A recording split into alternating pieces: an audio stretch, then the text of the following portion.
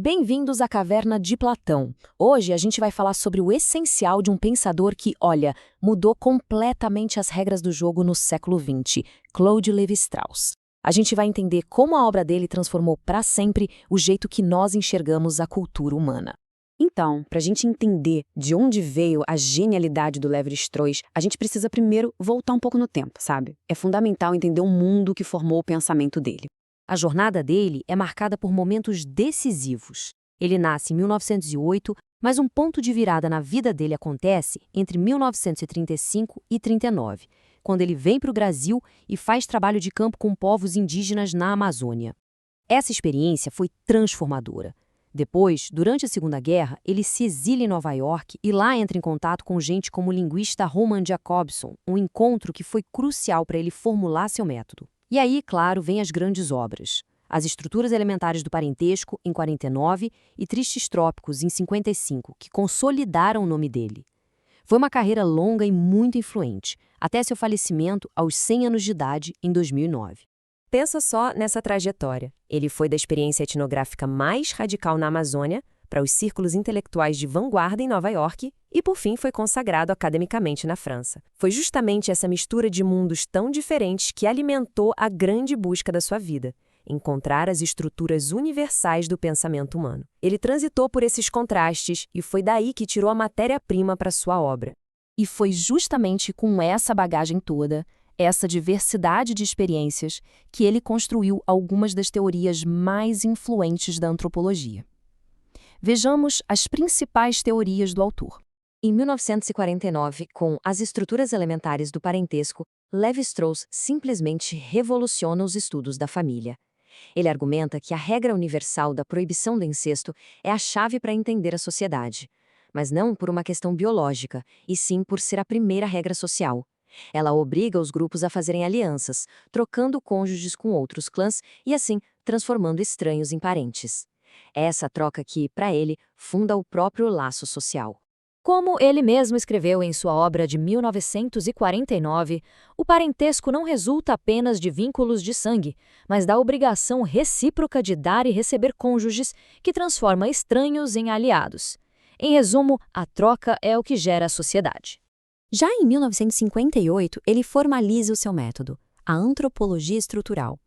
A ideia aqui é que por baixo da diversidade de costumes existem regras inconscientes que os organizam. Assim como a língua, a cultura seria um sistema de signos, cujo significado não está nos elementos isolados, mas nas relações de oposição e combinação entre eles. Ele deixou isso bem claro em sua obra Antropologia Estrutural.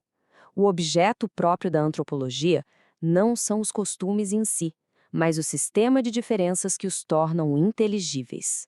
O que importa, portanto, é a estrutura, é a rede de relações que está por baixo da superfície. Com O Pensamento Selvagem, de 1962, Lévi-Strauss dá um golpe no etnocentrismo, sabe? Aquela tendência de julgar outras culturas a partir dos valores da nossa. Ele demonstra que não existe pensamento pré-lógico. O pensamento dos povos indígenas, por exemplo, é rigoroso e sistemático. A diferença para o pensamento científico moderno estaria nos seus objetivos e materiais. Daí vem a famosa analogia dele entre o bricolé, que cria com o que tem à mão, e o engenheiro, que projeta tudo do zero.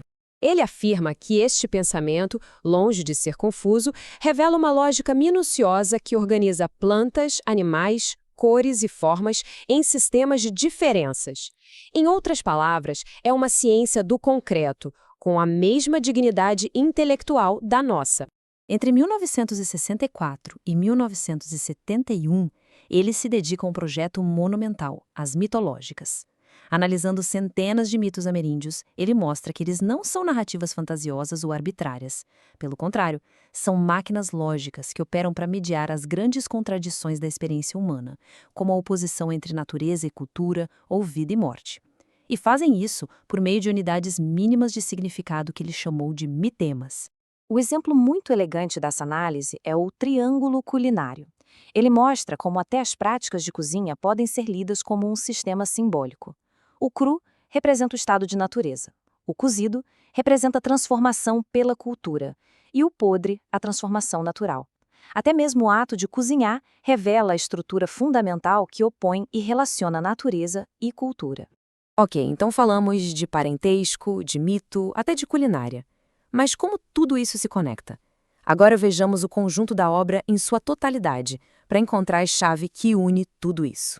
Embora todas essas análises pareçam distintas, há um princípio que unifica tudo, uma verdadeira chave mestra para todo o seu pensamento. E essa chave é a própria antropologia estrutural. É um método de análise que busca, em todos os fenômenos culturais, as mesmas estruturas fundamentais e universais do espírito humano. A hipótese central é que, por baixo de toda a diversidade cultural, a mente humana opera de acordo com os mesmos princípios lógicos.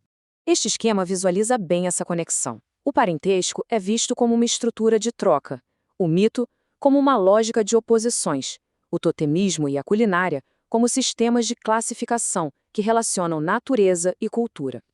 Todos esses estudos, em seus respectivos campos, apontam para a mesma conclusão: a existência de estruturas universais da mente. A evolução do pensamento dele pode se dividir em 3 fases. A primeira, de influências iniciais, com a filosofia, a sociologia de Mauss e a linguística de Jacobson. A segunda, seu pensamento maduro, entre 1949 e 1962, onde ele formula o núcleo de sua teoria. E, por fim, uma fase de síntese, nos anos 70 e 80, com uma reflexão mais crítica e uma crescente preocupação com a estética e a ecologia. Mas qual foi o impacto real de todo esse trabalho? Vejamos suas contribuições para a área e o imenso legado de Levi Strauss. O impacto de Levi Strauss foi enorme e multidisciplinar. Ele revolucionou não apenas a antropologia e os estudos de parentesco e mito, mas também influenciou profundamente a linguística, a semiologia, os estudos literários e a filosofia, tornando-se uma figura central do pensamento do século XX. Sua obra dialogou direta ou indiretamente com os maiores pensadores franceses de sua geração. Figuras como Roland Barthes na semiologia, Jacques Lacan na psicanálise, Louis Althusser na filosofia, e até mesmo pensadores como Michel Foucault e Pierre Bourdieu, que mesmo criticando, tiveram que usar o estruturalismo como ponto de partida. Isso mostra o quão central sua obra se tornou. E hoje, será que essas ideias de décadas atrás ainda têm relevância? As aplicações concretas de sua obra podem surpreender. O pensamento dele continua surpreendentemente relevante. A crítica ao etnocentrismo inspira políticas para povos indígenas. O conceito de bricolagem é usado para entender a cultura de memes na internet. A análise estrutural de mitos é aplicada a filmes e séries. O triângulo culinário inspira estudos de gastronomia. E sua abordagem sobre classificação ajuda a desconstruir categorias sociais e raciais. Se a curiosidade bateu e você quer ir direto à fonte, por onde começar? Esses são os livros essenciais para mergulhar no universo de Levi Strauss. O primeiro é Tristes Trópicos, de 1955. É a porta de entrada ideal. Uma obra que mistura relato de viagem, autobiografia e ensaio filosófico com uma escrita magnífica e uma poderosa crítica à modernidade. Em seguida, Antropologia Estrutural, de 1958. Este é um manual metodológico. É aqui que ele expõe de forma clara e sistemática os conceitos e as ferramentas de seu método de análise, fundamental para entender o projeto em seus próprios termos. E, por fim, O Pensamento Selvagem, de 1962.